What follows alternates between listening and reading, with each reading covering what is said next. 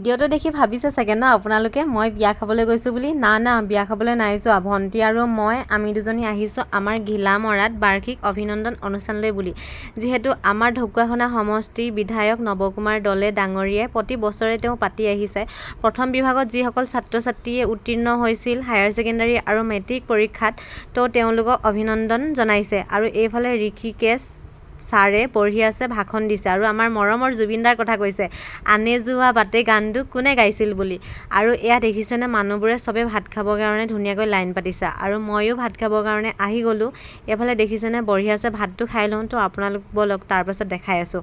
এয়া দেখিছেনে ৰাতি হৈ গ'লগৈ। যিসকল নেকি বহুত দূৰৰ পৰা আহিছিল তো আগত তেওঁলোকক দি লৈছে। তাৰপাছত আমাৰ যিহেতু ঘৰৰ ওচৰে ন পঞ্চায়তৰ, আমাক মানে দেৰিকৈ ৰাতি হ'ল আৰু এয়া আমাৰ ভণ্টি পূৰা বঢ়ি আছে, তাই লৈ আছে।